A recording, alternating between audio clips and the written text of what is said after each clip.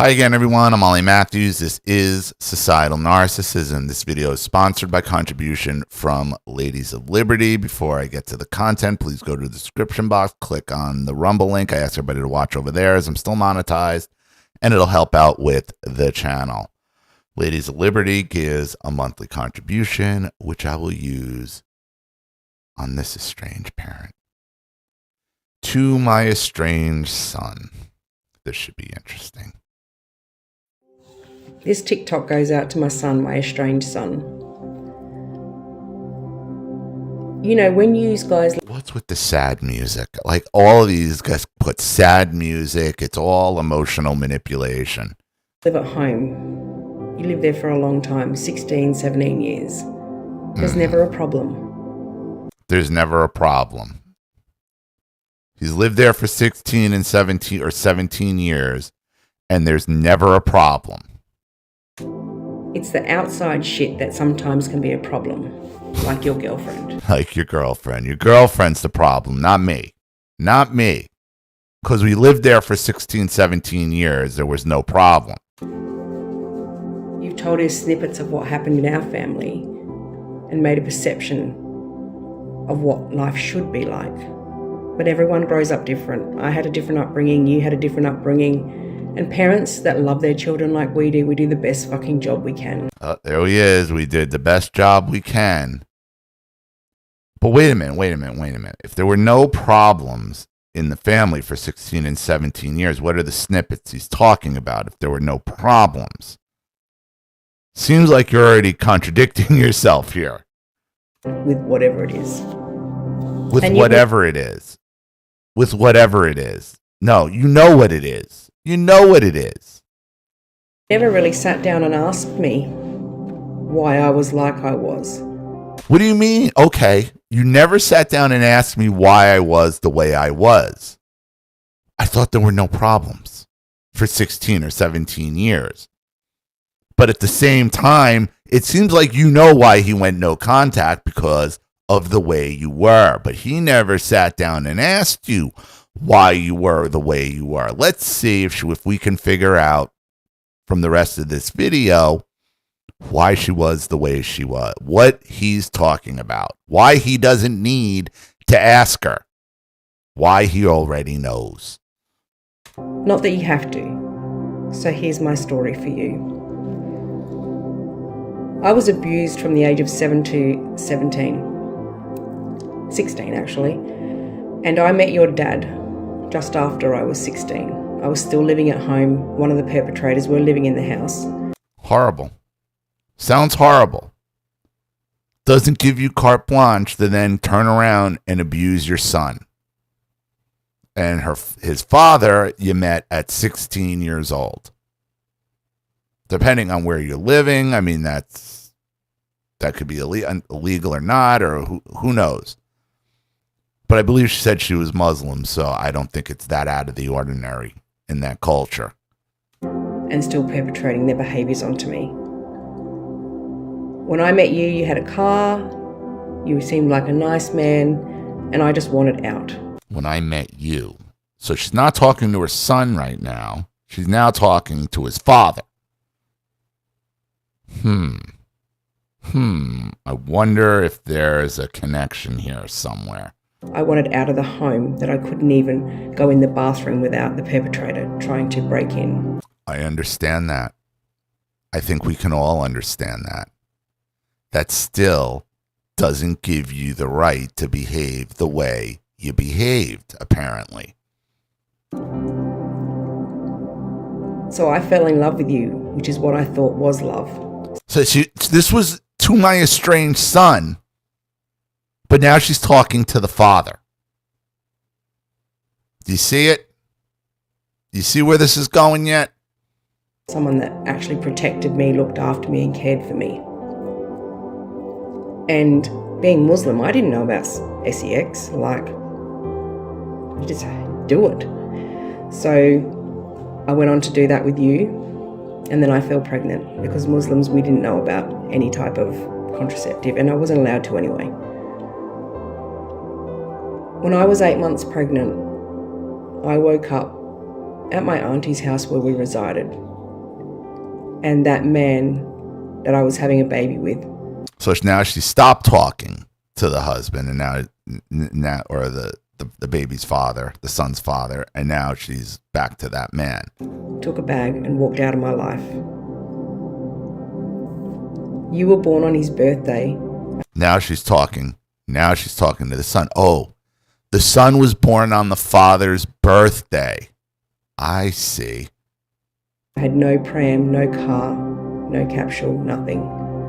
And you were born on his birthday, and for every fucking year right up until you were 18, I had to be reminded of that day. And there you have it. And there you have it. Every birthday, I had to be reminded that it was your father's birthday. Remember, this is to her estranged son. Then she started talking to the father. Then she started talking directly to the father, and then back to the son. And saying, you were born on his birthday, and I had to be reminded of that. Oh, I think we got the picture here. You took out all your anger on the father, on your son. You ruined every one of his birthdays because it reminded you of the father. I'm positive. Everything the kid did wrong, your son did wrong, you accused him of getting from his father. I promise you, the anger you had towards his father, you projected onto your son his entire life. And you know it. That's why he didn't need to sit down and know your story. Because you've been abusing him as a proxy for the father. That's what's been going on. And I understand you went through horrible things that nobody should have to go through as a child. That does not give you license to then take it out on your child, which you clearly did. And all you're doing now is trying to excuse yourself for it. This doesn't absolve you of anything. It didn't give you the right to do that to him, to ruin every single one of his birthdays because he happened to be he happened to be born on the same day as his birthday as well, because they share a birthday now. That's what she's saying here. No, that's not how that works. I felt like my whole world had ended. I had to move back in with my mum because I had nothing and I had a little baby to look after. I. Me. That's all I'm hearing here. Can you see why you went no contact with her? Can you imagine what she's like when the camera's off? Having this type of grudge towards the father and holding the son accountable for it because he was born on his birthday. She would have done it anyway. She'd have done it anyway, but the fact that this kid had the misfortune of being born on the exact same day as his father, I can only imagine what it was like for him. I clothed you, I dressed you, I fed you. That's what you're supposed to do. That's what you're supposed to do. If you don't do that, you go to jail. I held your first tooth when it fell out. Okay, who? That's what mothers do. That's what happens. Yes. You haven't done anything that any other parent isn't expected to do. There's lots of memories, but I got to do it all alone because you had nobody else. And I think if I get upset about anything, which is right, and the second he found someone else, he moved on. Because you didn't want him to have anyone else. You didn't want him to have anyone else.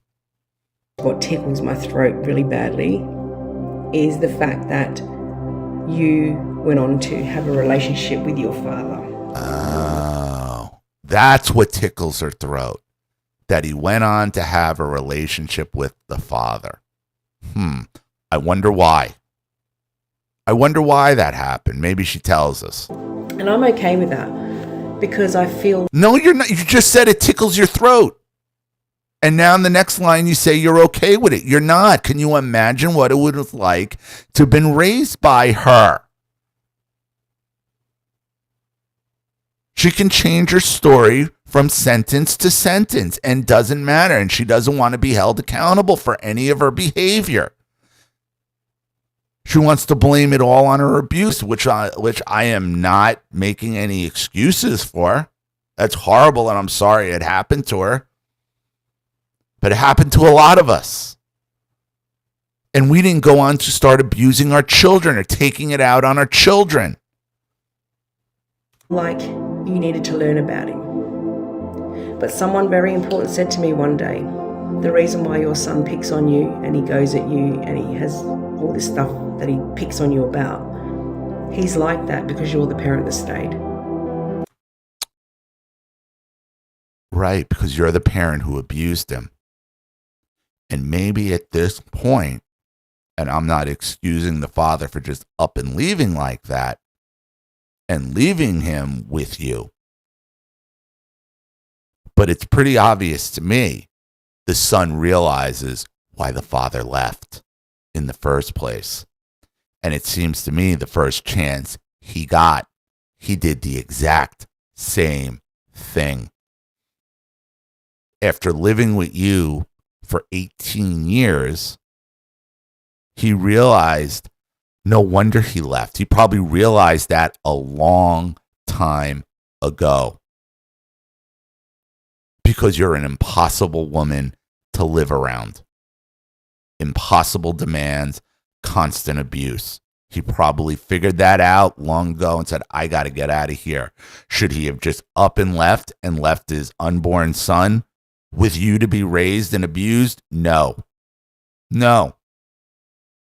But I could tell you this, her son understands why he left. He gets it. That's why. In one sentence, it tickles my throat that he has a relationship, but it doesn't bother me.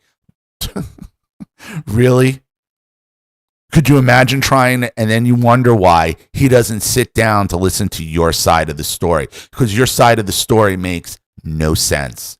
Your side of the story is just a series of lies to cover up for your abuse, for you taking out your problems with his father on him his entire life, and he's done with it. So you get to judge me because I never left.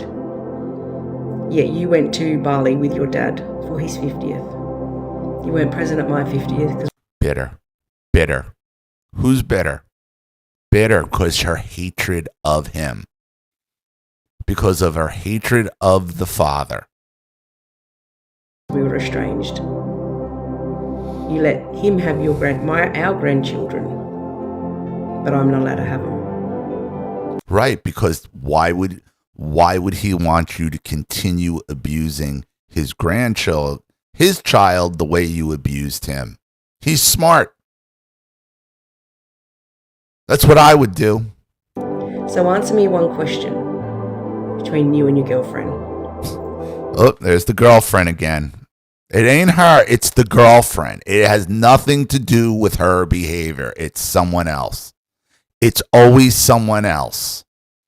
Why is it you can forgive someone that left you behind? I mean, if that was me, I wouldn't want nothing to do with my dad. Because after living with you for 18 years, he understands why he left.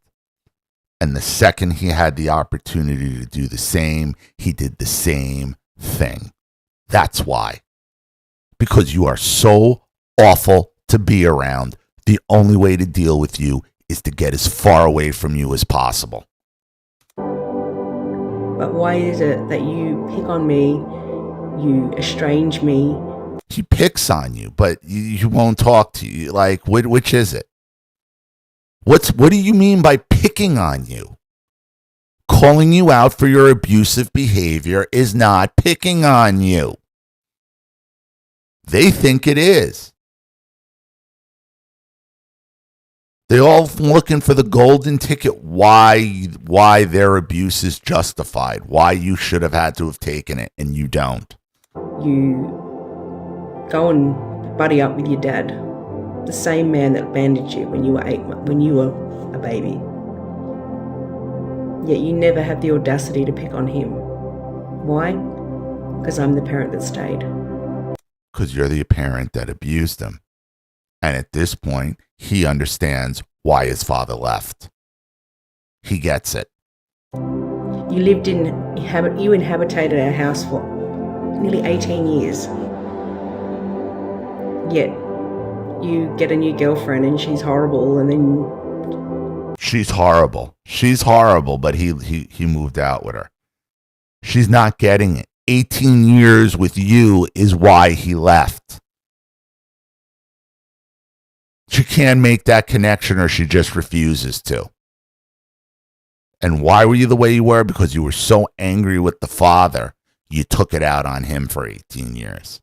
You turn around and go, hey, I don't want to be part of your family anymore. You've dumped your sister after her big boy had a brain tumor and cancer.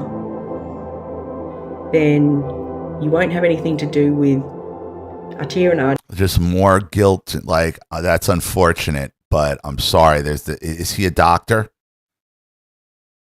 Is he a doctor? Is there anything he could do about it? And it might sound cold, but any bridge back to you must be burned. Any bridge back to you must be burned. And don't want anything to do with you at all, because they see what you do to me.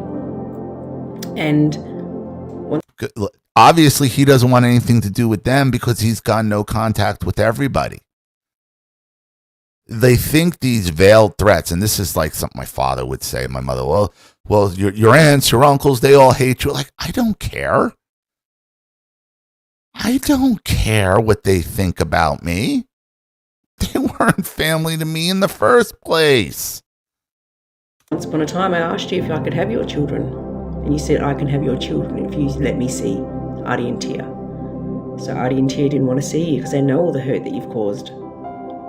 So then you continue to say, well, you're not seeing my kids then. Because he probably knows. Because he probably knows you're the one preventing him from seeing those kids. And he should give that up because that's silly. Because that's silly, trying to have dealings with anybody. Why would you be making the deal to see his sister's kid again?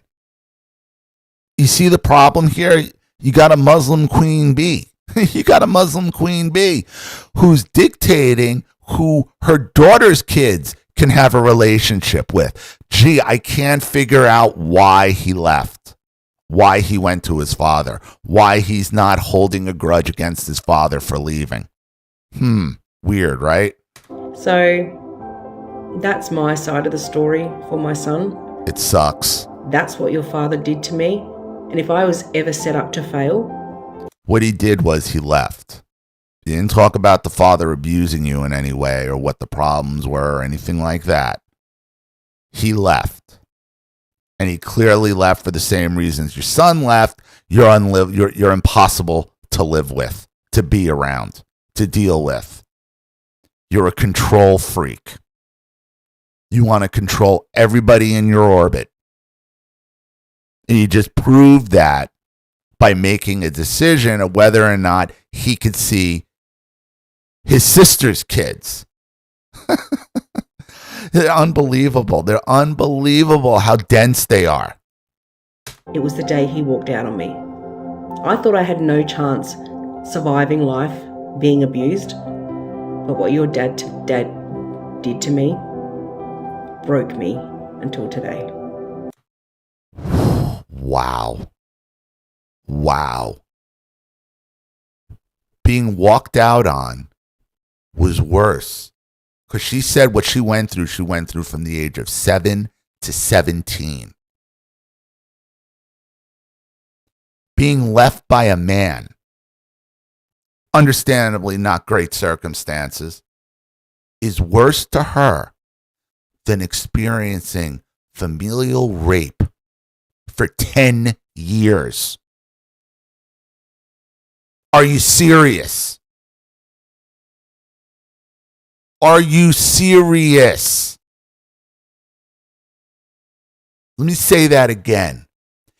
Being left by a man is worse to her than being raped by a family member for 10 years, starting at the age of 7.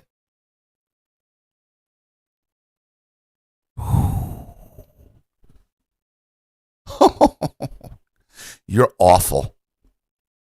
You are awful. He should never allow his children around you with that type of mentality.